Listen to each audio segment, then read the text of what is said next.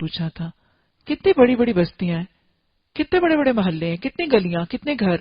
اللہ سب کو تو قرآن سیکھنے کے لیے منتخب نہیں کرتا.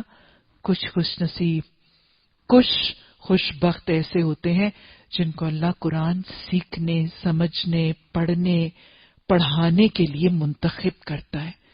یاد رکھیے گا، دین کی تعلیم اور ذکر کی محفل کی نشستوں پر تو فرشتوں کو حکم دے دیا جاتا ہے یہاں پر ان کے نام لکھ دو جن کو چن لیا گیا ہے.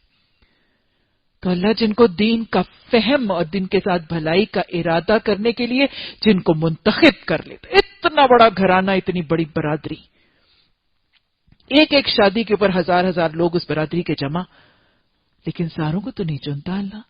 اس برادری میں سے کسی خوش نصیب کو منتخب کر لیا کرتا ہے. اتنی بڑی کالونی، اتنی بڑی لوکیلٹی، ہزار ہاں کی آبادی، اور ان میں سے سب تک قرآن کی تعلیم اور قرآن کی محفلوں کے پیغام جاتے ہیں. سب تو نہیں آ جاتے، کچھ خوش نصیبوں کو. وما توفیقی الا باللہ، آنے والے کا اپنا کوئی کمال نہیں، نہ آپ نہ میں. ہم اپنے کمال سے یہاں نہیں ہے، وہ اس رب کا انعام ہے، اس کی دین ہے، وہ جس کو منتخب کر لے. اللہ اس نعمت کی قدر دانی اور اس کا شکر کرنے کی توفیق عطا فرما، اور اللہ ان نعمتوں کو ضائع کرنے سے بچنے والا خوش نصیب بنا دے. تو اللہ جس کو چن لیا کرتا ہے نا، کسی کے ساتھ بھلائی کا ارادہ کرتا ہے، اس کو چن لیتا ہے. چنتا کیوں ہے؟ اس کا کوئی رویہ ضرور ہی ہوتا ہے. اس نے مانگا ہوتا ہے، اس کے اندر طلب اور تڑپ ہوتی ہے، اس نے قدم اٹھائے ہوتے ہیں، اس نے طلب اور تلاش میں نکلنے کی کوشش کی ہوتی ہے، پھر اللہ اس کو چن لیتا ہے. لیکن جب اس کو چنتا ہے تو چنی جانے والی خاتون کو پہلا کام کیا کرنا ہے؟ اس کو اپنی پاکی اور طہارت کا اہتمام کرنا ہے. یہ پیغام ہے میرے اور آپ کے لیے. اللہ نے چن لیا آپ کو قرآن سیکھنے اور سکھانے کے لیے، حدیث کی سماعت کے لیے، حدیث کے طالبات بنانے کے لیے اللہ نے آپ کو منتخب کیا. پہلا کام طہارت کا اہتمام ہے، وضو کا اہتمام. وضو کے طریقے اور آداب اور سلیقے سیکھیے. حتی الامکان با وضو رہنے کی کوشش کیجیے. اپنے لباس کو پاک صاف، جسم کو پاک صاف رکھیں، لباس کو پاک صاف رکھیں. لباس کو ایک تو ظاہری گندگی اور نجاستوں سے پاک رکھنا ہے، اور چن لی جانے والیوں کو کیا صرف اپنے لباس کو گندگی اور نجاست سے پاک رکھنا ہے؟ نہیں، جن کو اللہ چن لیتا ہے نا، ان کو اپنے لباس کو گندگی اور نجاست کے ساتھ ساتھ تکبر سے پاک کرنا ہے. انہیں تکبر اور شہرت کا لباس نہیں پہننا، ان کو اپنے لباس کو ریا اور دکھاوے سے پاک کرنا ہے. اللہ نے چن لیا ان کو اپنے لباس کو غیر قوموں کی مشابہت اور مردوں کی مشابہت سے پاک کرنا ہے. ان کو اپنا لباس پاک صاف ستھرا کر کے لباس و تقوی بنا لینا ہے. پھر جن کو اللہ چنتا ہے ان کو اپنی نگاہوں کو بھی پاک کرنا ہے، ان کو اپنی زبانوں کو بھی پاک کرنا ہے. بے کار لا یعنی خرافات، مومل، گالی گلوچ، بدتمیزی، بد زبانی، بد اخلاقی زیب نہیں ہے ان خواتین کو جن کو اللہ نے قرآن پڑھنے کے لیے سن لیا. وہ زبانیں جو قرآن کی آیات کی تلاوت کریں گی، وہ زبانیں جو قرآن کا ترجمہ سنائیں گی، کیا وہ اسی روانی کے ساتھ گالی گلوچ کرتی ہوئی بھلی لگیں گی؟ نہیں. ان کو اپنی زبانوں کو پاک کرنا ہے، ان کو اپنی نگاہوں کو پاک کرنا ہے. اور سب سے بڑھ کر چنی جانے والی خواتین کو سنو، تمہارے جسم میں ایک ٹکڑا ہے، جب تک وہ ٹھیک رہتا ہے سارا جسم ٹھیک رہتا ہے، اور جب وہ خراب ہو جاتا ہے تو سارا جسم فاسد ہو جاتا ہے. اس دل کو پاک کرنا ہے، دل کو صاف کرنا ہے. کس سے؟ ہرس، ہوس، طمع، لالچ، حسد، تکبر، گھمنڈ، غرور، گندے جذبات، منکر آرزوئیں، شیطان کے وسوسے، حرام چیزوں کی خواہشیں، برے ارادے، ان چیزوں سے اپنے دلوں کو پاک کرنا ہے. قد افلح من تزکا وذکر اسم ربہ فصلی، نسخہ موجود ہے.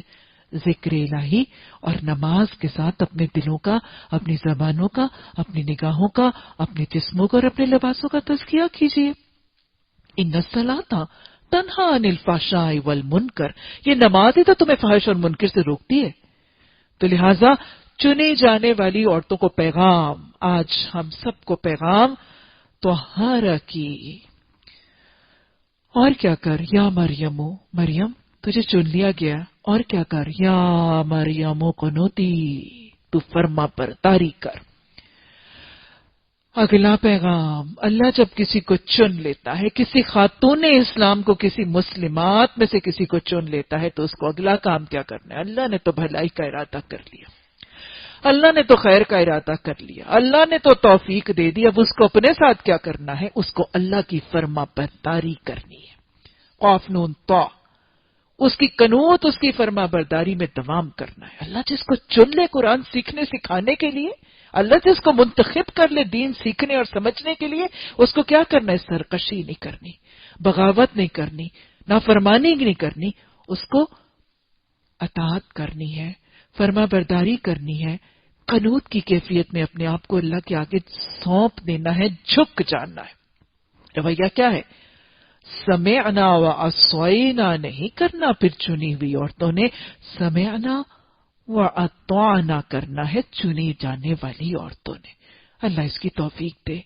اللہ جو سنتے جائیں، سورہ نساء میں سنیں، سورہ حجرات میں سنیں، سورہ احزاب میں سنیں، سورہ نور میں سنیں، سورہ منافقون میں سنیں، اللہ قرآن کی آخری آیات میں سنیں، اللہ سب کو سن کر فرما برداری کرنے والیاں بنا دینا۔ اللہ تو نے سننے والیاں بنا دیا، اللہ فرما برداری کرنے والیاں بھی بنا دینا۔ اللہ فرما برداری کا یہ راستہ ہم سب کے لیے آسان کر دینا۔ اچھا مریم، ایک تو کیا کر؟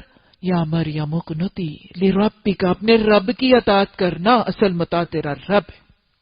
واسجدی، اور اس کے سجدے کرنا، سجدوں سے اس کا قرب بھی ملے گا، سجدوں سے اس کی دعائیں بھی قبول ہوں گی، سجدوں سے نبی صلی اللہ علیہ وسلم کا قرب بھی ملے گا، سجدوں سے بڑی برکتیں ملیں گی، سجدوں سے تیرے اعضاء چمکیں گے، سجدوں سے زمین تیرے حق میں اللہ کے ہاں گواہی دے گی، سجدے تیری گناہوں کی بخشش کا ذریعہ بنیں گے، تو سجدے کر، وارکعی مع الراکعین، اور تو رکوع کرنا ساتھ رکوع کرنے والوں کے۔ نماز کا قیام وہ چیز ہے جو چنی جانے والی خواتین کو کرنا لازم ہے۔ سجدے چاہے نفل ہے، سجدے چاہے فرائض کے ہیں، سنتوں کی ہیں، کثرت سے واسجد واقترب کا طریقہ بتایا جا رہا ہے۔ وارکعی مع الراکعین، تو رکوع کرنے والوں کے ساتھ۔ اس سے جواز نکلتا ہے خواتین اسلام کے لیے با جماعت نماز اور مسجد میں نماز ادا کرنے کا۔ حضرت مریم علیہ السلام جن کو چن لیا گیا تھا، ان کو کہا جا رہا ہے وارکعی مع الراکعین، تو رکوع کرنے والوں کے ساتھ رکوع کر۔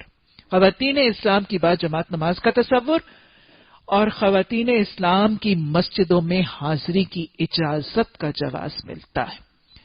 آپ صلی اللہ علیہ وسلم نے بھی فرمایا، اللہ کی بندیوں کو اللہ کے گھروں میں جانے سے نہ روکو، یعنی اگر وہ جانا چاہتی ہیں تو ان کو جانے دو، ان کو نہ روکو، ان کو نہ محروم کرو وہاں کی برکتوں اور سعادتوں اور فضیلتوں سے۔ ویسے حدیث میں یہ بھی بتایا گیا کہ عورت کی بہترین نماز وہ ہے جو اس کے گھر میں ہے، اور گھر کے اندر والے حصے، اور سب سے بہترین وہ ہے جو گھر کے سب سے اندر والے اور پوشیدہ حصے میں۔ کوئی وہ برکتیں سمیٹنا چاہتی ہے تو وہ اس کی بہترین نماز ہوگی، لیکن اگر وہ با جماعت میں حاضر ہونا چاہتی ہے تو اجازت موجود ہے، وارکعی مع الراکعین کی کیفیت کی اجازت موجود ہے، حدیث میں اس کی موجود ہے۔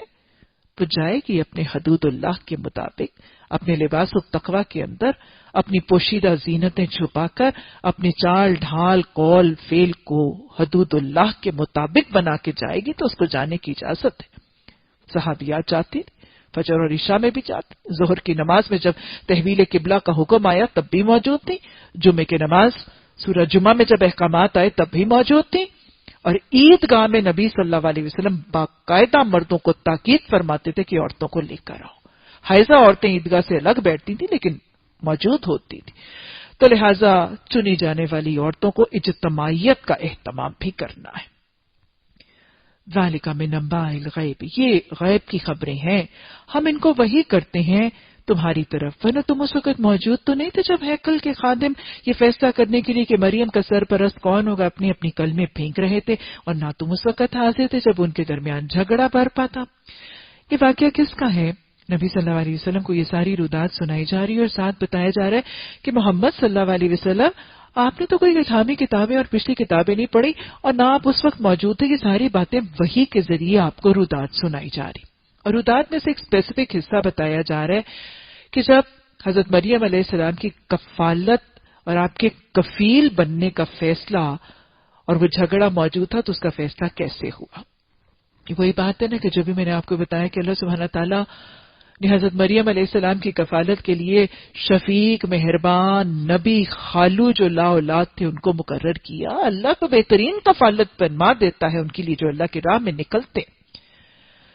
ہوا یہ کہ جب حضرت مریم علیہ السلام کو والدہ نے وقف اللہ کر دیا، بیت المقدس کے مشرقی کونے، ہیکل سلیمانی کہ وہ جو محرابیں تھیں ان کے اندر انہوں نے اپنے آپ کو عبادت کے لیے اور دین سیکھنے سکھانے کے لیے مختص کر لیا، تو اس وقت اتنی ایک نیکوکار خاتون اور ایک نیکوکار بچی، صالح عبادت گزار بچی، سب جو ہیکل کے خادم تھے سب کے دلوں میں یہ خواہش آئی کہ کاش ہم ان کی کفالت کرنے والے، ہم کفیل بن جائیں۔ تو بس جھگڑا شروع ہو گیا۔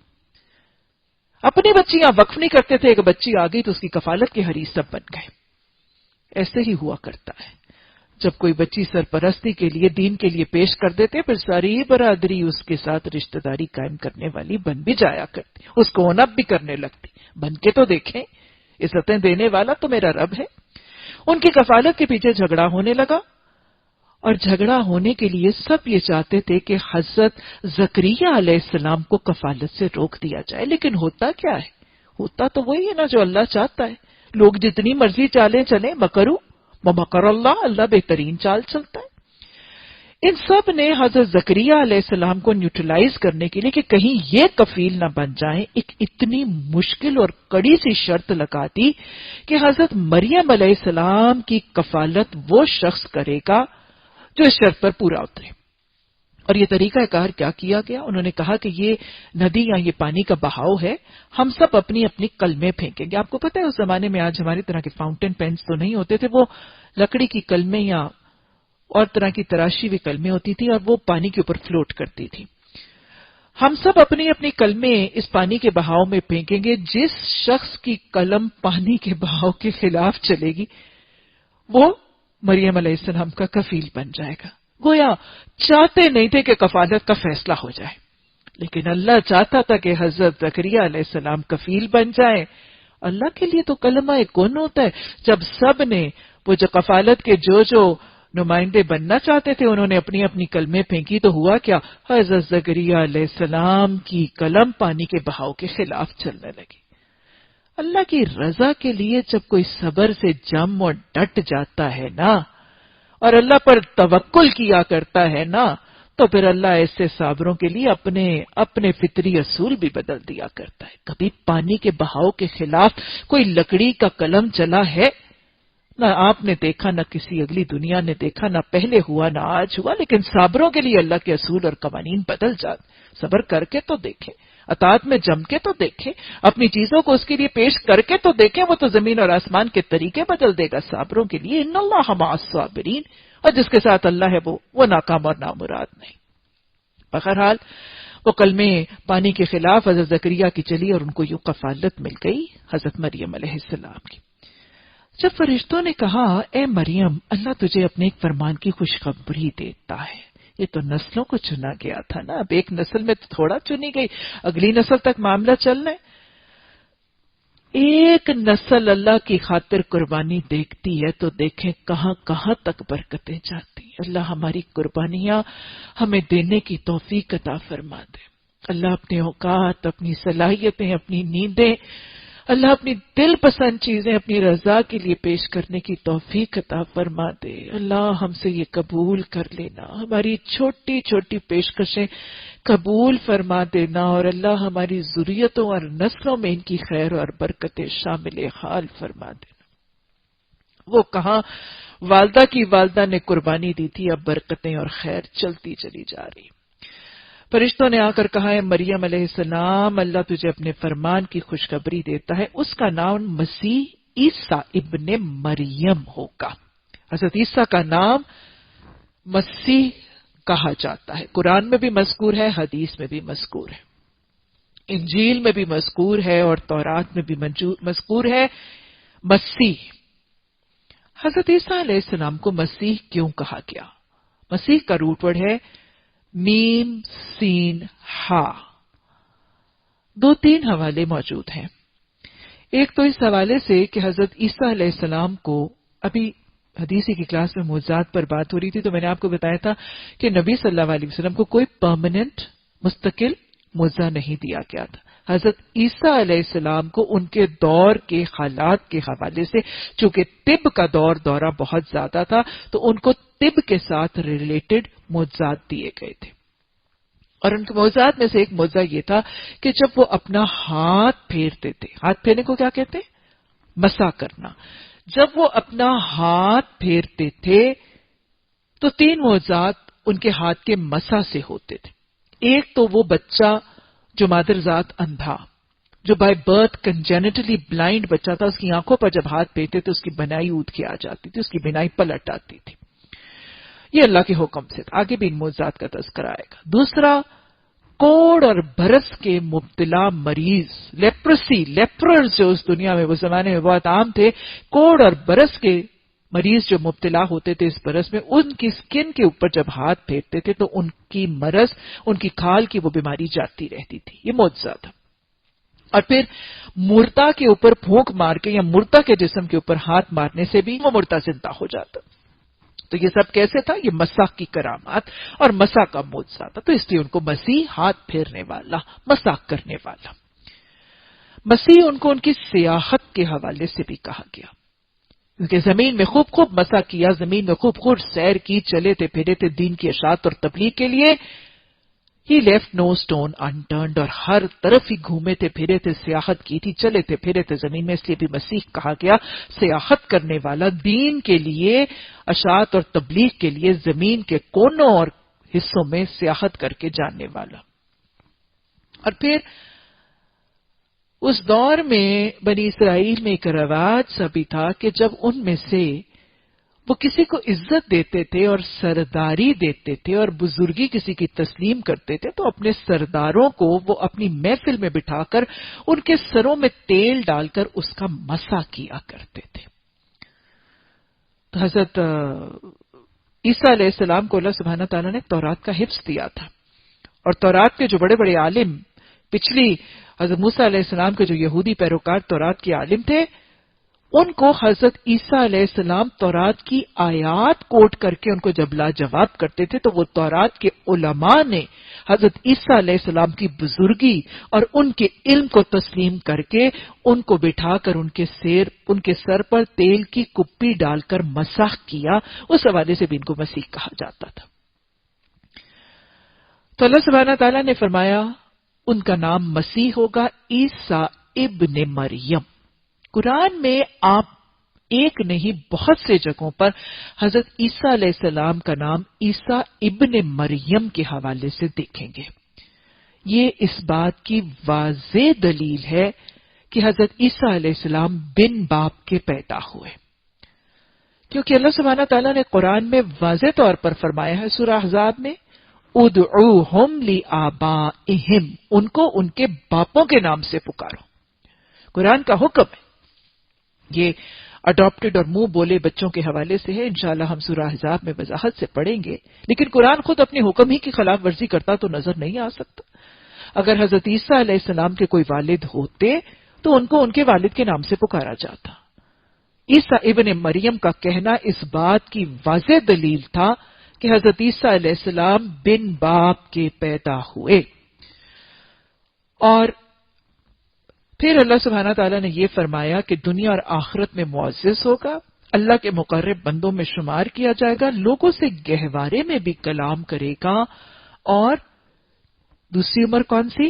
وَيُكَلِّمُ النَّاسَ فِي الْمَهْدِ وَكَهْلًا، وَمِنَ الصَّالِحِينَ، اور کہولت کی عمر میں بھی، بڑی عمر کو بھی کرے گا اور وہ نیکوکاروں میں سے ہوگا۔ گویا حضرت عیسیٰ علیہ السلام کے حوالے سے یہ کہا گیا کہ حضرت عیسیٰ علیہ السلام دو موقعوں پر لوگوں سے بات کریں گے، ایک تو گہوارے میں یعنی ماں کی گود میں، اور دوسرا کہولت کی عمر میں، اور یہاں سے بھی کچھ باتیں اخذ ہوتی ہیں۔ حضرت عیسیٰ علیہ السلام کا موجزانہ طریقے سے اپنی ماں کی گود میں ہم کلام ہونا اور بولنا اپنی ماں کی پاک دامنی کے حوالے سے تھا۔ انشاءاللہ سورہ مریم میں ہم وضاحت سے پڑھیں گے کہ جب قوم نے کہا کہ مریم، یہ تو تو نے بڑا پاپ کر ڈالا، تیرا تو باپ اور تیری ماں اور تیری سارے گھرانے والے تو بڑے نیکوکار تھے، تو نے یہ کیا گناہ کمایا؟ تو اللہ سبحانہ تعالیٰ نے حضرت مریم علیہ السلام کو پہلے سے حکم دے رکھا تھا کہ آپ خاموش رہیں گی، آپ چپ کا روزہ رکھے گی، اور جب کوئی آپ پر اعتراض کرے گا تو آپ اس بچے کی طرف اشارہ کریں گی۔ حضرت مریم علیہ السلام نے اللہ کے حکم کی اور تجویز کی تعمیل کی تھی، اور جب بستی والوں کی طرف وہ بچہ واپس لے کر آئی تھی اور بچے پر اعتراض کیا گیا تھا ولد الحرام کی حوالے سے، حضرت مریم خاموش رہ کر جب بچے کی طرف اشارہ کیا تھا تو وہ بچہ حضرت عیسیٰ علیہ السلام نے ماں کے گود میں حضرت مریم علیہ السلام کی برات اور پاک دامنی اور اپنے نبی ہونے کا اعلان کیا تھا۔ یہ معجزہ تھا جو حضرت عیسیٰ علیہ السلام کو ماں کی گود میں اور گہوارے میں بولنے کی شکل میں دیا گیا تھا۔ ہمیں حدیث سے پتہ چلتا ہے، بخاری شریف کی حدیث آتی ہے کہ آپ صلی اللہ علیہ وسلم نے فرمایا صرف 3 بچوں نے ماں کی گود میں کلام کیا، صرف 3 بچوں نے ماں کی گود یا گہوارے میں کلام کیا، ان میں سے ایک حضرت عیسیٰ ابن مریم، قرآن میں تذکرہ موجود ہے۔ دوسرا بچہ، حدیث میں آتا ہے کہ ایک بہت حدیث طویل ہے، اس لیے میں آپ کو اس کا مفہوم بیان کر رہی ہوں۔ ایک عورت وہ اپنے بچے کو اپنی گود میں لیے دودھ پلا رہی تھی کہ اس کے سامنے سے ایک شخص ایک گھوڑے پر گزرا، ایک طاقتور، خوبصورت، ایک نوجوان گھوڑے کے اوپر اکڑتا، اتراتا اور غرور کرتا ہوا گھوڑے پر اس ماں کے سامنے سے جب گزرا تو اس ماں نے دعا کی، الہی میرے اس بچے کو اس جیسا بنا دینا، اتنا خوبصورت، اتنا کڑیل جوان اور صاحب مال، الہی میرے بچے کو اس جیسا بنا دینا۔ حدیث بتاتی ہے کہ اس بچے نے ماں کا دودھ چھوڑ کر فوراً کہا، الہی مجھے ایسا نہ بنائیو۔ پھر حدیث میں آتا ہے کہ وہ بچہ پھر ماں کا جب دودھ پینے لگا تو پھر اس کے سامنے سے، ماں کے سامنے سے ایک مسکین، ایک مجبور، مفلس شخص جس پر لوگ ظلم کر رہے تھے وہ گزرا، اور ماں نے کہا، الہی میرے بچے کو ایسا نہ بنائیو۔ حدیث میں آتا ہے کہ بچے نے ماں کا دودھ چھوڑ کر یہ کہا، الہی مجھے اس کی بنسبت ایسا بنا دیجیو۔ یعنی بچے نے کس کو پسند کیا؟ ایک جابر، ایک ظالم، ایک متکبر ہونے کی بجائے عاجز اور انکساری کرنے والا مسکین ہونا پسند کیا۔ آپ صلی اللہ علیہ وسلم بھی تو دعا کرتے تھے کہ اللہ مجھے مسکین رکھنا، مجھے مسکینوں کے ساتھ اٹھانا اور مسکینوں کے ساتھ میرا حساب کرنا، کیونکہ حدیث میں آتا ہے نا کہ مسکین مالداروں سے پہلے جنت میں داخل ہوں گے، کیونکہ ظاہر ان کا حساب کتاب ہی تھوڑا ہوگا، اللہ بحاسبنا حساب یسیرا۔ تیسرا بچہ جو ماں کے گود میں بولا وہ واقعہ جریج کے حوالے سے ہے۔ جریج بنی اسرائیل کا ایک بہت عبادت گزار شخص تھا، بہت زیادہ عبادت کرتا تھا۔ ایک دن جریج کے حوالے سے واقعہ آتا ہے کہ وہ اپنے عبادت خانے میں عبادت کر رہا تھا کہ اس کی ماں جو مشرکہ تھی، یہ نان مسلم تھی، اس کی مشرکہ ماں نے جریج کو عبادت کی حالت میں پکارا، لیکن عبادت کی وجہ سے اس بیٹے نے ماں کی پکار کا جواب نہ دیا۔ ماں کو، جس کو پہلے ہی مشرکہ کو بیٹے کی عبادت پسند نہ آتی تھی، اس نے بیٹے کو بد دعا دی، الہی اس کے ماتھے کسی بدکار عورت کو لگانا، یعنی اس کا معاملہ، اس کا ڈیلنگ کسی بدکار عورت کے ساتھ، تو ماں کی دعا قبول ہو گئی۔ ایک معاشرے کی جو سب سے زیادہ فاحشہ اور بدکار خاتون ہے، وہ زانیہ جریج کے پاس آئی، اس نے اس کو زنا کی دعوت دی اور بدکاری کی طرف مائل کیا، لیکن जुरैज ने इस चीज का इनकार किया। वो कहते हैं ना, अर्श इलाही के साए में जो 7 खुश नसीब लोग होंगे, उनमें से एक खुश नसीब वो जवान होगा जिसको कोई फाहिश औरत बदकारी की दावत देगी और वो कहेगा मुझे अल्लाह रब्बुल आलमीन से डर लगता है। जुरैज उन्हीं में से था। ये फाहिशा औरत बहुत खफा हुई। वो किसी चरवाहे के पास गई, उसने ज़िना का मामला किया जिससे उसे हमल ठहरा। जब बच्चा पैदा हुआ तो उसने इस बच्चे का नाम जुरैज पर थोप दिया। बस्ती वालों को जब ये खबर मिली तो बस्ती वाले पहले जो जुरैज के मुखालिफ थे और उनको इसकी इबादतें एक आंख नहीं भाती थी, उनको मौका मिला, वो उछलते कूदते जुरैज के घर इबादत खाने में आए और ज़िना का इल्जाम, बदकारी का इल्जाम लगाकर उस बच्चे को वलदुल हराम बनाकर इसको मारा, इसको पीटा और इसका इबादत खाना भी ढा दिया। ये पहले ये करना चाहते, इनको मौका मिल गया। जब ये जुल्म और ज्यादती जुरैज के साथ हुई तो हमें हदीस में पता चलता है, जैसे कुरान कहते हैं ना, इन्नमा अश्कु बस्सी व हुज़्नी इलल्लाह, मेरा शिकवा, मेरा शिकायत, मेरा रोना धोना हालात का तो अल्लाह के ऊपर है। जुरैज नमाज के लिए खड़ा हो गया और नमाज ही में इसने अल्लाह से दुआ की कि उसकी सच्चाई और उसकी सदाकत और उसकी पाक दामनी की गवाही के लिए अल्लाह सुब्हाना ताला उसकी मदद करे। अल्लाह सच्चों को, पाक दामनों को, बदकारी से बचने वालों को, हया को अपना जामा बनाने वालों की मुआवनत तो करता है ना। इन्नल्लाह मअस साबिरीन। उसी वक्त जब ये जुरैज नमाज की हालत में था, वो बच्चा मां की गोद में बोल पड़ा। उसने अपने हकीकी बाप का नाम बताकर जुरैज की बिरात कर दी। कौम को जब जुरैज की बिरात का पता चला तो कौम वाले लोग वापस दौड़े दौड़े इसके पास आए और इसकी बुजुर्गी और इसकी शान को तस्लीम किया। ऐसे अल्लाह अपनी मोहब्बत करने वालों और ऐसे नवाफिल पढ़ने वालों की मोहब्बत अल्लाह लोगों के दिलों में डाल दिया करता है। पल्ले से बांध दीजिए, इन्नल्लाह मअस साबिरीन।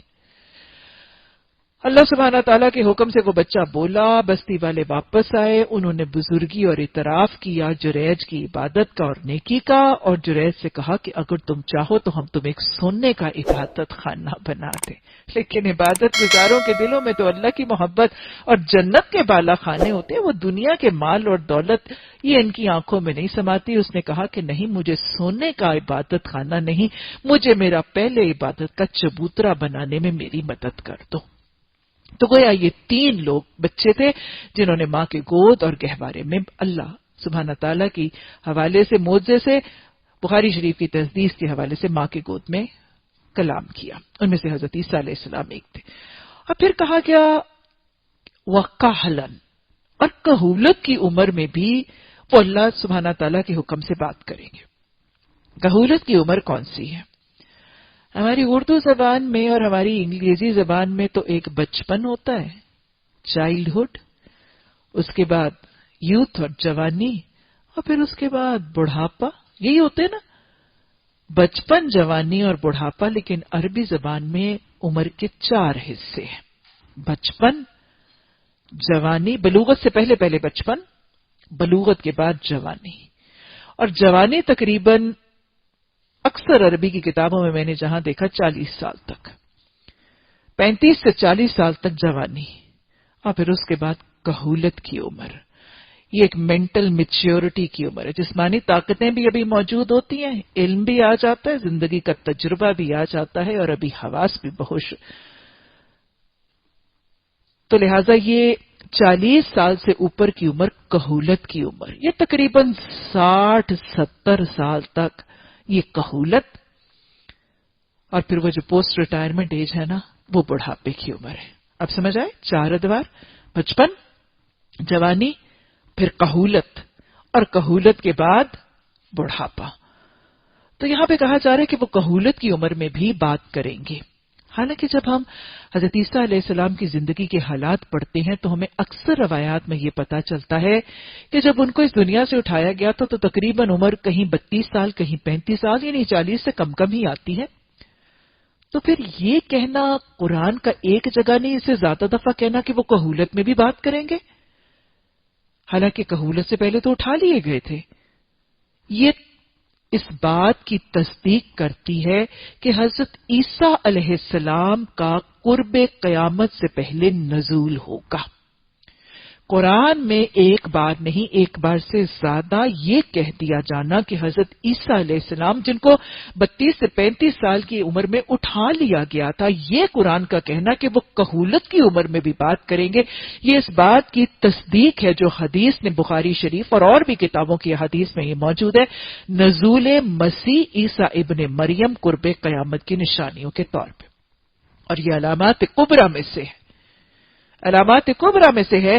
جب فتنہ امام مہدی کا ظہور ہو جائے گا اور امام مہدی کے بعد دجال کے فتنوں کا بھی ظہور اور اعلان ہوگا، تو اس وقت جب امام مہدی دجال کو قتل کرنے کے لیے جائیں گے اور ان کے لشکروں کا مقابلہ کرنے کے لیے جائیں گے، تو اس وقت عراق میں واضح طور پر بخاری شریف کی حدیث آتی ہے کہ آپ صلی اللہ علیہ وسلم نے وہ کیفیت بھی بتائی، انشاءاللہ اس پر وضاحت سے بات ہوگی۔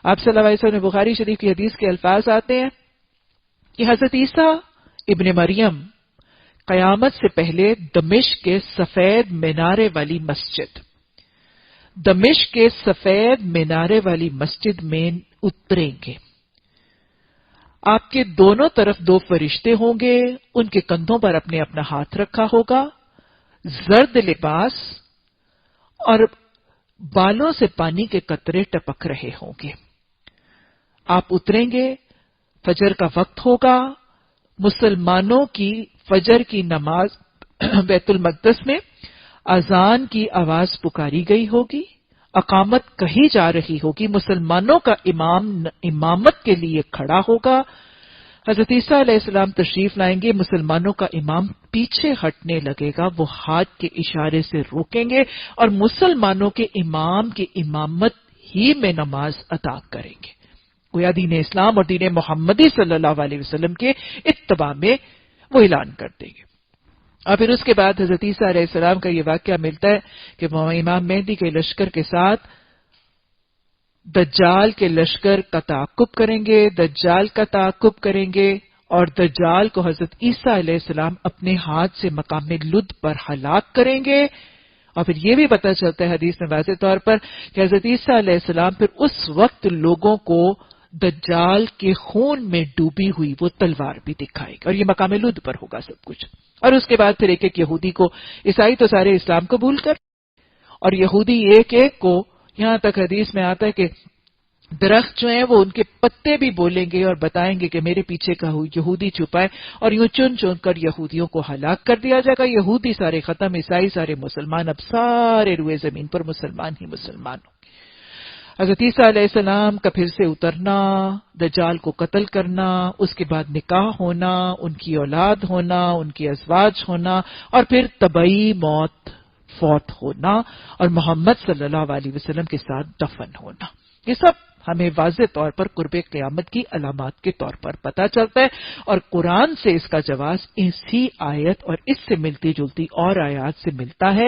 اس کے علاوہ واضح طور پر نزول عیسیٰ علیہ السلام کا تصور موجود نہیں ہے، اسی سے جواز ملتا ہے۔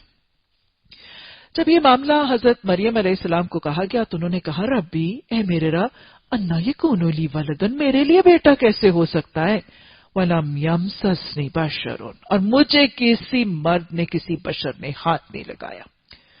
آگے چل کر آپ دیکھیں گے کہ اللہ سبحانہ تعالیٰ نے حضرت عیسیٰ علیہ السلام سے وعدہ کیا تھا کہ عیسیٰ، میں تجھے اور تیری والدہ کے اوپر جو الزامات ہیں میں اس سے تجھے پاک کر دوں گا، اور یہ آیت حضرت مریم علیہ السلام پر جو مختلف قسم کے اعتراضات لگائے گئے تھے اس سے برات کی جاتی ہے۔ عیسائیوں نے حضرت عیسیٰ علیہ السلام کے بن باپ کے ہونے کا تصور تسلیم نہیں کیا، اور نہ ہی یہودیوں نے۔ عیسائیوں کے نزدیک حضرت مریم علیہ السلام کی منگنی ان کے چچا زاد بھائی یوسف سے قرار پائی تھی، اور ان کی شریعت میں یہ منگنی اور رشتے ناطے کے ہونے کے فیصلے کے بعد جسمانی تعلق کو شاید حرام ہی نہیں سمجھا جاتا تھا۔ ان کے نزدیک نعوذ باللہ ثم نعوذ باللہ، ان کی کچھ کتابوں میں یہ چیزیں موجود ہیں کہ حضرت مریم کا اپنے اس چچا زاد بھائی جو ان کا منگیتر بھی قرار پایا تھا، اس کے تعلق کی بنیاد پر یہ حمل ٹھہرا تھا۔ اور عیسائیوں کے نزدیک نعوذ باللہ ثم نعوذ باللہ، حضرت زکریا علیہ السلام کے حوالے پر الزام لگایا جاتا ہے اور ولد الحرام تک کہنے کا استغفر اللہ یہ طریقہ یہود کا طریقہ ہے۔ بہرحال اللہ سبحانہ تعالیٰ نے واضح طور پر فرما دیا وَلَمْ يَمْسَسْنِي بَشَرٌ کہ مجھے تو کسی بشر نے ہاتھ نہیں لگایا۔ گویا حضرت عیسیٰ علیہ السلام کی ولادت بن باپ کے معجزانہ طریقے سے اللہ کے کلمہ بکلمات اللہ کلمہ کن سے ہوئی۔ اللہ نے فرمایا اسی طرح ہوگا، اللہ جو چاہتا ہے وہ پیدا کرتا ہے، جب کسی کام کے کرنے کا فیصلہ فرماتا ہے تو بس کہتا ہے ہو جا اور بس وہ ہو جاتا ہے۔ فرشتوں نے اپنے سلسلہ کلام میں کہا اور اللہ اسے کتاب اور حکمت کی تعلیم دے گا۔ یاد رکھیے گا اللہ سبحانہ تعالیٰ نے حضرت عیسیٰ علیہ السلام کو تورات کا حفظ عطا فرمایا تھا، اور یہودی علماء کو جب حضرت عیسیٰ علیہ السلام اپنی نبوت کا اور اللہ کی صحیح تعلیمات جو ان کی تورات میں انہوں نے بدل رکھی تھی اور انہوں نے تحریفات کا شکار ہو گئی تھی، جب صحیح تعلیمات کا پیغام اور دعوت حضرت عیسیٰ علیہ السلام دیتے تھے اور یہودیوں کے جو عالم ہیں حضرت عیسیٰ علیہ السلام کی باتیں ماننے سے انکار کر دیتے تھے، تو ہمیں روایات سے پتہ چلتا ہے کہ حضرت عیسیٰ علیہ السلام چوراہے میں کھڑے ہو کر اسلام کی تبلیغ کرتے تھے۔ تورات کے علماء ان کی باتوں کی تردید کرتے تھے، اور تورات کے علماء کو نگیٹ کرنے کے لیے حضرت عیسیٰ علیہ السلام تورات ہی کی آیات کا حوالہ دے کے ان کو لاجواب کر دیا کرتے تھے۔ وہ تورات کے علماء جو حضرت عیسیٰ علیہ السلام کی بات نہیں مانتے تھے، حضرت عیسیٰ علیہ السلام ان کو انہی کی کتاب کا حوالہ اپنے اس حفظ کی بنیاد پر دے کے ان کو لاجواب کر دیا کرتے تھے۔ تو اللہ نے ان کو تورات اور انجیل کا علم سکھایا، بنی اسرائیل کی طرف اپنا رسول مقرر کر کے بھیجا۔ جب وہ بحیثیت رسول بنی اسرائیل کے پاس آیا تو اس نے کہا میں تمہارے رب کی طرف سے تمہارے پاس نشانی لے کر آیا ہوں۔ یہاں پر وہ معجزات جو حضرت عیسیٰ علیہ السلام کو دیے گئے تھے ان کا تذکرہ ہے۔ میں تمہارے سامنے مٹی کے پرندے کی صورت کا ایک مجسمہ بناتا ہوں، اس میں پھونک مارتا ہوں، میری مرضی سے نہیں، کوئی تکبر نہیں ہے، کوئی گھمنڈ نہیں ہے، ٹوٹل عاجزی ہے اور اللہ کی صفات کا اعتراف ہے۔ میں اس میں پھونک مارتا ہوں، وہ اللہ کے حکم سے پرندہ بن جاتا ہے۔ یاد رکھیے گا کسی نبی کا کوئی معجزہ ان کے اپنے عمل، ان کے اپنی عبادت کے زور پر نہیں تھا، یہ صرف اللہ کی دین، اللہ کا حکم اور اللہ کا اذن تھا۔ اسی طرح اگر کچھ نیکوکاروں کے پاس کچھ کرامات ہوتی ہیں تو وہ بھی ان کے اپنے چلے یا عبادات کے زور پر نہیں، وہ بھی فی بِإِذْنِ اللہ کا معاملہ ہوا کرتا ہے۔ میں اللہ کے حکم سے مادرزاد اندھے یعنی پیدائشی طور پر جو نابینا بچہ ہے اس کی آنکھوں پر ہاتھ مارتا ہوں تو اس کی بینائی اود کر واپس پلٹ آتی، کوڑی کو اچھا کر دیتا ہوں، مندے کو زندہ کرتا ہوں، میں تمہیں بتاتا ہوں کہ تم کھاتے کیا اور تم نے اپنے گھروں میں ذخیرہ کیا کر کے رکھا ہے، اس میں تمہارے لیے بہت بڑی نشانی ہے اگر تم ایمان لانے والے ہو۔ اور میں اس تعلیم اور ہدایت کی تصدیق کرنے والا بن کر آیا ہوں جو تورات میں اس وقت میرے زمانے میں موجود ہے، اور اس لیے آیا ہوں کہ تمہارے لیے بعض ان چیزوں کو حلال کر دوں جو تم نے اپنے اوپر حرام کر دی۔ یہود نے اپنے لیے بہت سی کھانے پینے کی چیزیں بے جا تشدد کر کے اپنے لیے حرام کی تھی۔ حضرت عیسیٰ علیہ السلام ان کی گردنوں سے یہ توق اتارنے کے لیے آئے تھے۔ ان کی کتاب میں لوقا میں بھی آتا ہے کہ حضرت عیسیٰ علیہ السلام نے یہودیوں کو مخاطب کر کے کہا کہ اے محنت اٹھانے والو، اے بوجھ سے دبے ہوئے لوگو، میرے پاس آؤ، میں تمہیں آرام دوں گا، میرا جوا اپنے اوپر اٹھا لو، میرا جوا ملائم ہے اور میرا بوجھ ہلکا ہے۔ یعنی یہود نے اپنے اندر فیبریکیٹڈ سی چیزیں اور فیبریکیٹڈ سی مشقتیں دین میں ڈالی تھی، تو حضرت عیسیٰ علیہ السلام ان خود ساختہ دین کے طریقوں کو آسان کرنے کے لیے آئے تھے۔ دیکھو میں تمہارے رب کی طرف سے تمہارے پاس نشانیاں لے کر آیا ہوں، لہٰذا اللہ سے ڈرو اور میری اطاعت کرو۔ اللہ میرا بھی رب ہے، تمہارا بھی رب ہے، لہٰذا تم اسی کی بندگی کرو، یہی سیدھا راستہ ہے۔ واضح طور پر نجران کے وفد کو، ہر عیسائی وفد کو کیا جواب دیا جا رہا ہے کہ حضرت عیسیٰ نے اپنے پیروکاروں کو کیا کہا تھا کہ ڈرو اللہ سے اور میری اور اللہ کی اطاعت کرو۔ کہیں کسی نبی نے اور کہیں حضرت عیسیٰ علیہ السلام نے اپنے پیروکاروں کو یہ نہیں کہا تھا کہ میری بندگی کرو اور میری عبادت کرو اور مجھے الہ بنا لو۔ تو گویا واضح طور پر ان آیات کے ذریعے عیسائیوں کا عقیدہ تثلیث، تین خداؤں کا تصور، حضرت عیسیٰ علیہ السلام کو الہ بنانا اور خدائی کے درجے تک پہنچانے کا جو تصور ہے اس کی نفی ہو جاتی ہے قرآن کی ان آیات سے۔ جب عیسیٰ علیہ السلام نے محسوس کیا کہ بنی اسرائیل کفر پر آمادہ ہیں تو اس نے کہا کون اللہ کی راہ میں میرا مددگار ہے؟ حواریوں نے جواب دیا ہم اللہ کے مددگار ہیں، ہم اللہ پر ایمان لائے ہیں، گواہ رہو ہم مسلم ہیں، اللہ کے آگے سر اطاعت جھکا دینے والے مالک جو فرمان تو نے نازل کیا ہے ہم نے اسے مان لیا، رسول کی پیروی قبول کی، ہمارا نام گواہی دینے والوں میں لکھ لے۔ یہ معاملہ کب ہوا؟ میں نے آپ کو پہلے بتایا تھا کہ کہانی میں سے صرف وہ روداد میں سے حصے، امپورٹنٹ حصے جو ہیں وہ مذکور ہیں، باقی کے حصے جس میں routine day to day life کی کام چل رہے ہیں ان کا ذکر نہیں کیا گیا۔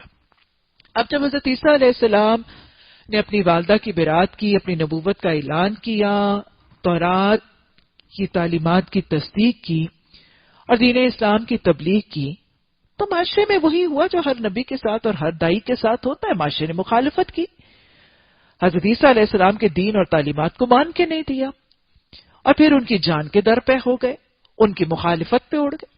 اب جب حضرت عیسیٰ علیہ السلام کی مخالفت ہونے لگی، اپوزیشن ہونے لگی، تو اس وقت اور بہت ہی پریشان ہو گئے اور بہت ہی گھبرائے کہ کوئی لوگ دین پر، دعوت پر قبول ہی نہیں کر رہے، لبیک ہی نہیں کہہ رہے، تو اس وقت حضرت عیسیٰ علیہ السلام نے یہ اعلان کیا من انصاری الی اللہ، کہ میری قوم کے لوگوں یہ اللہ کا دین ہے، اس دین کی اشاعت میں، اس پر ایمان لا کر اس کی اشاعت، اس کی تبلیغ اور اس کے نفاذ کے لیے ہے کوئی میرا مددگار؟ اللہ کے دین کی تبلیغ اشاعت میں کوئی میرا مددگار ہے؟ حضرت عیسیٰ علیہ السلام نے یہ اعلان کیا تو اللہ جواب دے رہے قال الحواریون نحن انصار اللہ، حواریوں نے کہا کہ ہم اللہ کے مددگار ہیں۔ یہ حواری کون تھے؟ حواری کا ایک مطلب تو مددگار ہوتا ہے، حواری کا ایک مطلب مددگار، ہیلپر، سپورٹر ہوتا ہے۔ گویا یہ گروپ آف پیپل تھے جب حضرت عیسیٰ علیہ السلام نے معاون مددگار ڈھونڈے اور آواز لگائی کہ کوئی مجھے ہیلپ کرے گا، کوئی میرا سپورٹر بنے گا، تو گروپ آف پیپل جس came up and they said کہ ہاں ہم آپ کے سپورٹر بنیں گے۔ قرآن میں ان کو حواری کہہ دیا گیا۔ حواری کا روٹ ورڈ ہا واو را ہے۔ ہا واو را کہتے ہیں سفید کو۔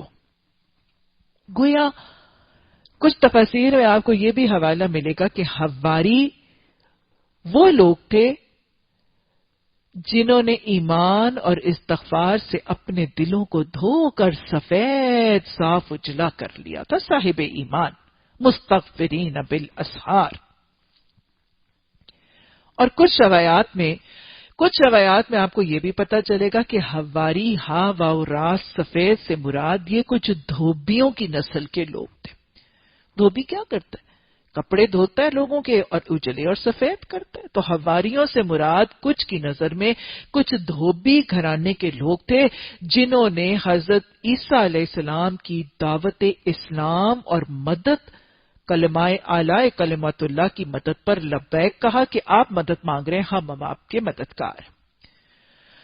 یہ معاون اور سپورٹر تھے، یہ استغفار کر کے اپنے آپ کو گناہوں سے بچانے والے سفید پاک دامن لوگ تھے، اور یا یہ دھوبی تھے۔ واللہ عالم، یہ جو بھی تھے، جو بھی تفسیر درست ہے، اصل بات ہے یہ کون تھے امپورٹنٹ نہیں ہے، ان کا رویہ کیا تھا یہ جاننا امپورٹنٹ ہے۔ کیوں امپورٹنٹ ہے؟ کیونکہ یہ وہ لوگ ہیں جن کا نام اللہ سبحانہ تعالیٰ نے الظاہراوین میں جن کا تذکرہ اور جن کا رویہ اللہ نے قیامت تک محفوظ کر لیا۔ سورہ آل عمران میں حواریون کا نام رہ گیا، قیامت تک لوگ سورہ آل عمران پڑھنے والے ان حواریوں کو یاد کریں گے، ان کا تذکرہ دہرائیں گے، اور ان کے رویے اور ان کے ایٹیچیوڈ اور ان کے بیہیویئر اور ان کی رسپانس کا تذکرے کو دہراتے رہیں گے۔ اتنا پسند آیا اللہ کو ان کا رویہ۔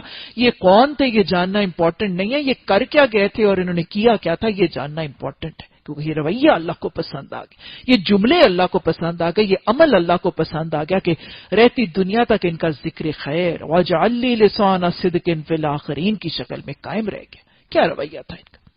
نبی نے کہا آؤ دین کے کلمے کی سر بلندی میں میرے مددگار بن جاؤ، انہوں نے کہا کہ ہم حاضر ہیں۔ ہم حاضر ہیں، ہمارا نام ایمان لانے والوں میں ہمارا نام لکھ دے، ہم نبی کی پیروی کرتے ہیں، ہمارا نام گواہوں میں لکھ دے۔ یہ ہے رویہ جو سیکھنا ہے مجھے اور آپ کو۔ ایسوں کو اللہ پسند کرتا ہے، اس رویے کو اللہ پسند کرتا ہے، اس رسپانس کو اللہ پسند کرتا ہے، ان جوابوں کو اللہ پسند کرتا ہے، یہ ایٹیٹیوڈز اللہ کے پسندیدہ ہے۔ ایسے ایٹیٹیوڈز والوں کا ذکر خیر اللہ قائم رکھتا ہے، رہتی دنیا تک ان کو معزز بنا دیتا ہے۔ اصول کیا ہے؟ جب جہاں جدھر سے جو ہمیں یہ پکارے آ جاؤ، ہمیں جب جہاں جدھر سے جو پکارے گا کہ ہے کوئی دین کی دعوت میں، دین کی تبلیغ میں، دین کی اشاعت میں، دین کے نفاذ میں، دین کی تعلیم میں، دین کے حفاظت میں ہے کوئی میرا مددگار، تو ہمیں کیا کہنا ہے؟ ہمیں کوئی کہے گا من انصاری اللہ، تو ہمیں بغیر کیلو کال کے، بغیر تردد کے، بغیر ڈیلے کے، بغیر پوسٹ پونمنٹ کے، بغیر جھوٹے ہیلے بہانے اور عذر تراشنے کے کہنا ہے نحن انصار اللہ، لبیک اللہم لبیک، اللہ میں حاضر ہوں دین کی اشاعت کے لیے، میں حاضر ہوں دین کی تبلیغ اور تعلیم کے لیے۔ یہ ہے رویہ جو اللہ کو پسند ہے۔ جب آپ کو کوئی پکارے گا من انصاری اللہ، تو آپ نے کیا کہنا ہے؟ نحن انصار اللہ۔ یہ ہے وہ نمونہ جو مجھے اور آپ کو قرآن سکھانا چاہتا ہے۔ ہمیں جہاں سے یہ پکار آئے کہ آ جاؤ میرے دین کو ضرورت ہے، آ جاؤ مجھے تبلیغ کی ضرورت ہے، آ جاؤ میں اشاعت قرآن کے لیے تمہیں پکار رہا ہوں، مجھے مدد کی ضرورت ہے، مجھے معاونین کی ضرورت ہے اس دین کے نفاذ کے لیے، مجھے سستی نہیں کرنی، کاہلی نہیں کرنی، مجھے بہانے عذر نہیں تراشنے، مجھے کیلو کال نہیں کرنی، تم کون ہو فلاں، کون ہے فلاں گروہ فلاں، نہیں، من انصاری اللہ نحن انصار اللہ۔ اللہ اوقات اور صلاحیتوں میں برکتیں عطا فرما دے۔ پھر بنی اسرائیل مسیح علیہ السلام کے خلاف خفیہ تدبیریں کرنے لگے۔ یہ خفیہ تدبیر کیا تھی؟ حضرت عیسیٰ علیہ السلام جب دین کی دعوت دے رہے تھے، اسلام کا نام پھیلا رہے تھے، تو ان پر الزامات لگا دیے گئے۔ دو الزامات لگائے گئے۔ الزامات جو لگایا گیا وہ ایک تو یہ کہ یہ ہمارے آبائی دین کے اندر ارتداد یا ٹیڑھ کا معاملہ کر رہے ہیں، یہ مرتد ہو گئے ہمارے آبائی دین سے اور ہمارے دین کے اندر فتنہ فساد کر رہے ہیں، اور ہماری حکومت کے باغی ہیں۔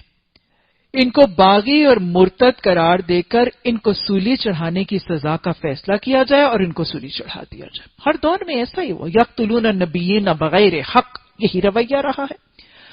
بہرحال انہوں نے اپنی چال چلی، اللہ نے اپنی چال چلی۔ یہی اللہ سبحانہ تعالیٰ فرما رہے ہیں کہ جواب میں اللہ نے اپنی خفیہ تدبیریں کی، اور ایسی تدبیروں میں اللہ سب سے بڑھ کر ہے۔ وہ اللہ ہی کی خفیہ تدبیر تھی جب اللہ نے اسے کہا عیسیٰ میں اب تجھے واپس لے لوں گا، متوفی کا پورا جسم اور روح کے ساتھ اٹھا لیا تھا، اور تجھے میں اپنی طرف اٹھا لوں گا، اور جنہوں نے تیرا انکار کیا ہے یعنی ان کی میت یعنی یہود سے اور ان کے گندگے ماحول سے میں تجھے ساتھ رہنے سے پاک کر دوں گا، اور تیری پیروی کرنے والوں کو قیامت تک ان پر بالا دست رکھوں گا جنہوں نے تیرا انکار کیا۔ اللہ سبحانہ تعالیٰ نے اٹھا لیے، اور کیسے اٹھایا گیا اور کیسے بچایا گیا ہمیں روایات میں اور تاریخ سے حدیث کی پتہ چلتا ہے کہ اللہ سبحانہ تعالیٰ کے حکم سے جب پتہ چلا حضرت عیسیٰ علیہ السلام کو کہ ان کو سولی چڑھانے کی سزا تجویز دی گئی ہے، تو حضرت عیسیٰ علیہ السلام اپنے ساتھیوں سمیت غاروں میں پناہ گزین ہو گئے۔ یہ رہبانیت نہیں تھی، جان مال عزت آبرو بچانے کے لیے یہ حفاظت کا طریقہ کار تھا، اس سے رہبانیت کا تصور نہیں نکالا جا سکتا۔ عیسائیوں نے اسی سے رہبانیت کا تصور نکالا، اپنی جان بچانے کے لیے غاروں میں پناہ گزین ہو گئے، لیکن انہی میں سے ایک بلیک شیپ، ایک بے ایمان، ایک خائن انہی ساتھیوں میں سے، حواریوں میں سے ایک شخص جس کا نام تیتلانوس بتایا جاتا ہے، ٹیٹس بتایا جاتا ہے، یہ تیتلانوس نے مخبری کر دی، تیتلانوس نے مخبری کر دی کہ حضرت عیسیٰ علیہ السلام کہاں چھپے ہیں، تاکہ وہ حکومت کے لوگ اور علماء ان کو پکڑ کر ان کو پھانسی چڑھا دیں، ان کو سولی لٹکا دیا جائے۔ اس نے تو اپنی چال چلی، حکومت نے اپنی چال چلی، علماء یہود نے اپنی چال چلی، اللہ نے کیا چال چلی کہ ہمیں روایات سے پتہ چلتا ہے کہ یہ مخبری کرنے والے کی شکل بدل کر اللہ کے حکم سے حضرت عیسیٰ علیہ السلام جیسی بنا دی گئی۔ وہ شخص تیتلانوس جس نے مخبری کی تھی، کچھ روایات میں آتا ہے اس ہی کی شکل بدل کر حضرت عیسیٰ علیہ السلام کی بإذن اللہ بنا دی گئی، اور قوم نے مخبر ہی کو پکڑ کے سولی چڑھا دیا، اور قوم کو لگا کہ انہوں نے حضرت عیسیٰ علیہ السلام کو سولی چڑھا دیا، اور یہی عقیدہ ان کے اندر رائج ہے کہ وہ کہتے ہیں کہ حضرت عیسیٰ علیہ السلام کو سولی چڑھا دیا گیا، اور وہ ان کا سولی چڑھایا جانا قوم کے لیے کفارہ ہو۔ حالانکہ قرآن ہمیں بتاتا ہے کہ اللہ سبحانہ تعالیٰ نے حضرت عیسیٰ علیہ السلام کو اٹھا لیا تھا، جسم اور روح سمیت اٹھا لیا تھا، اور سولی نہیں چڑھایا گیا تھا۔ حضرت عیسیٰ علیہ السلام کی قوم کو جو مشتبہ ہوا وہ اسی وجہ سے کہ یا تو تیتلانوس کی شکل، اور کچھ روایات میں آتا ہے کہ اس دور کی فوج کے ایک سپاہی کی شکل کو بدل کے حضرت عیسیٰ علیہ السلام کی شکل، ان کی فوج کا ایک سپاہی اس کی شبیہ حضرت عیسیٰ علیہ السلام کی سی تھی، یا تو تیتلانوس کو اور یا اس فوجی سپاہی میں سے کسی ایک کو پکڑ کے انہوں نے سولی چڑھایا، اور اسی غلط فہمی کا شکار رہے کہ حضرت عیسیٰ علیہ السلام کو سولی چڑھا دیا۔ قرآن نے واضح طور پر فرما دیا کہ انہوں نے اس کو سولی نہیں چڑھایا۔ پھر سب کو میرے پاس آنا ہے، اس وقت میں ان باتوں کا فیصلہ کر دوں گا جس میں تمہارے درمیان اختلاف ہے۔ جن لوگوں نے کفر اور انکار کی روش اختیار کی ہے انہیں دنیا اور آخرت دونوں میں سزا دوں گا، اور وہ کوئی مددگار نہیں پائیں گے، اور جنہوں نے ایمان اور نیک عملی کا رویہ اختیار کیا ہے انہیں ان کے اجر پورے پورے دیے جائیں گے۔ خوب جان لو کہ ظالموں سے اللہ ہرگز محبت نہیں کرتا۔ یہ آیات اور حکمت کے لبریز تذکرے ہیں جو ہم تمہیں سنا رہے ہیں۔ اللہ کے نزدیک عیسیٰ علیہ السلام کی مثال آدم کی سی ہے۔ اللہ نے اسے مٹی سے پیدا کیا اور حکم دیا ہو جا، اور بس وہ ہو گیا۔ یہاں پر حضرت عیسیٰ علیہ السلام کی جو معجزانہ ولادت کے حوالے سے یہ بات ثابت کرنے کے لیے کہ وہ معجزانہ طور پر بن باپ کے ثابت ہوئے، اس معجزے کو ثابت کرنے کے لیے حضرت عیسیٰ علیہ السلام کی مثال دی۔ اور عیسائیوں کا جو غلط عقیدہ، انہوں نے حضرت عیسیٰ علیہ السلام کو پہلے روح اللہ، اور روح اللہ سے ابن اللہ، اور ابن اللہ سے پھر الہ بنایا۔ حضرت عیسیٰ کو الہ بنا کر پھر خود ابن اللہ، اللہ کے بیٹے اور اللہ کے چہیتے بن گئی۔ یہ ان کے عقیدے کا بگاڑ ہے۔ تو لہٰذا حضرت عیسیٰ علیہ السلام کے بن باپ معجزانہ پیدا ہونے کی وجہ پر جو انہوں نے حضرت عیسیٰ کو الہ بنا دیا، اس کی تردید کے لیے حضرت عیسیٰ علیہ السلام کے ساتھ حضرت آدم علیہ السلام کی ولادت کا تذکرہ کیا جا رہا ہے کہ تمہارے نزدیک وہ شخص جو بن باپ کے پیدا ہوا ہے وہ الہ ہے، اس موزانہ طریقے سے پیدا ہونے کی بنیاد پر اس کو اللہ کا بیٹا اور پھر الہ بناتے ہو، تو پھر اس چیز کے بنائے جانے کے لائق اور مستحق تو سب سے زیادہ حضرت آدم علیہ السلام تھے، جو بن ماں اور باپ دونوں کے پیدا ہوئے تھے۔ ان کے پیروکاروں نے جو بن باپ اور بن ماں کے پیدا ہوئے تھے، انہوں نے تو ان کو الہ بنایا نہیں، اور تم نے اپنے نبی کو صرف بن باپ کے ہونے کی بنیاد پر الہ کا بیٹا اور پھر الہ بنا دیا، ان کے عقیدے کی غلط روی کو دور کرنے کے لیے۔ اس سارے کے سارے معاملے سے ان کے سوال کا جواب دے دیا گیا، لیکن اس کے باوجود اللہ نے فرمایا یہ اصل حقیقت ہے جو تمہارے رب کی طرف سے بتائی جا رہی ہے، اور تم لوگوں میں شامل نہ ہو جو اس میں شک کرتے ہیں۔ سارے کے سارے حقیقت نجران کے وفد کو ان آیات کے ذریعے سنائی گئی، لیکن وہ عیسائی اور نہ ہی ان کے پادری اور پوپ وہ ماننے پر تیار نہیں تھے۔ جب وہ نجران کا وفد ساری حقیقت اور رودات سننے کے باوجود محمد صلی اللہ علیہ وسلم کی تعلیمات کو ماننے پر تیار نہیں تھا، تو پھر اللہ سبحانہ تعالیٰ نے اگلا طریقہ کار تجویز کر دیا کہ علم آ جانے کے بعد جو کوئی اس معاملے میں سے تم سے جھگڑے تو اے محمد صلی اللہ علیہ وسلم کہو کیا کرو، مباہلے کا طریقہ سکھا دیا گیا۔ وہ نجران کا وفد جو آپ صلی اللہ علیہ وسلم نے وحی کے ذریعے سب حقیقت سنائی، واقعات رودات سنائے، اور وہ مان کے دینے کو تیار نہیں تھا۔ حضرت عیسیٰ کی ولادت، حضرت مریم کی ولادت، سب حقیقت کھول کے سنائی، وہ ماننے کو تیار نہیں تھا۔ تو آپ صلی اللہ علیہ وسلم کو مباہلے کے ذریعے مسئلے کو نپٹانے اور ان کے جھوٹ کی قلعی کھولنے کا طریقہ سکھا دیا۔ مباہلہ کس کو کہتے ہیں؟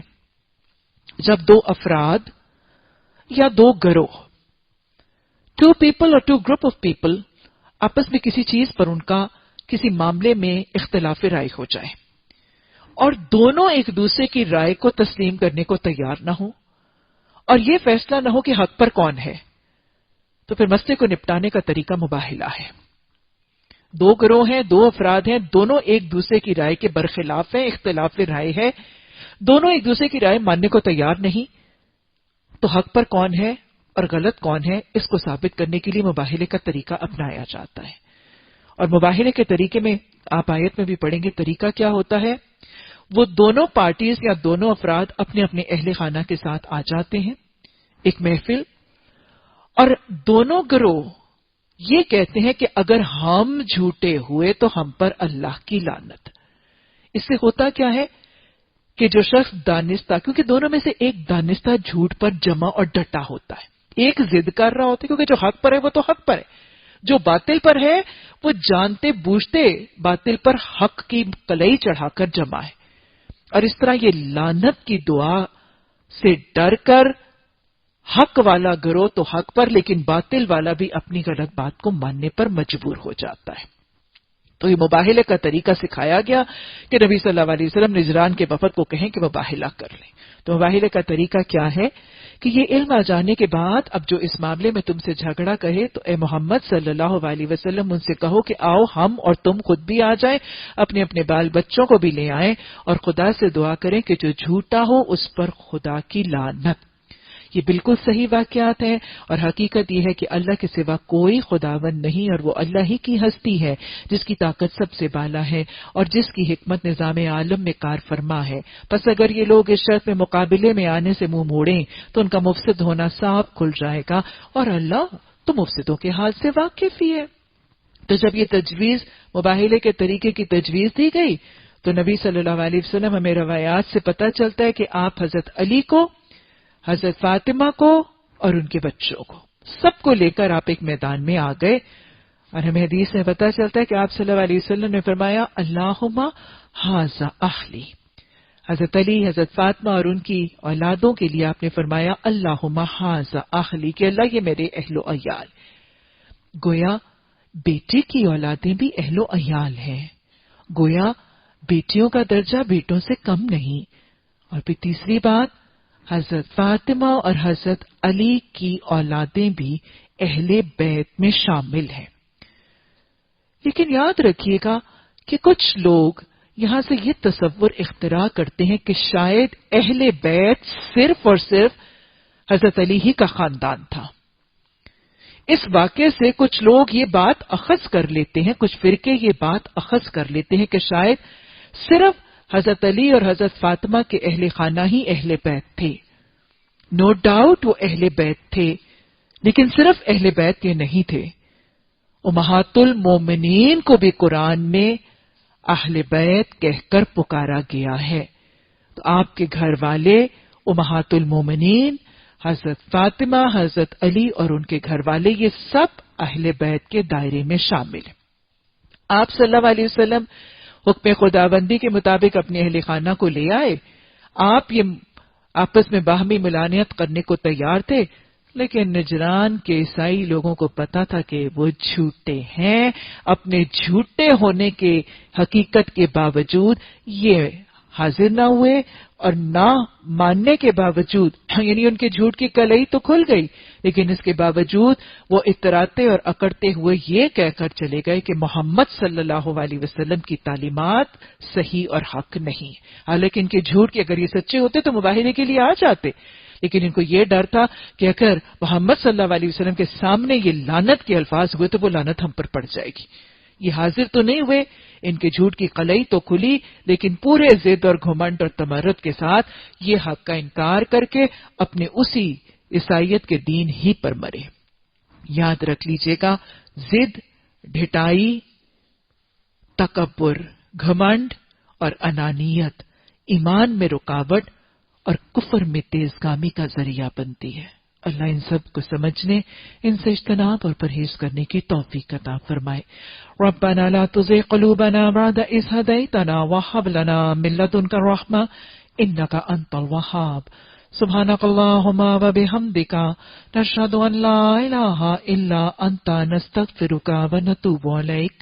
سبحان ربك رب العزة عما يصفون وسلام على المرسلين والحمد لله رب العالمين. آمین ثم آمین.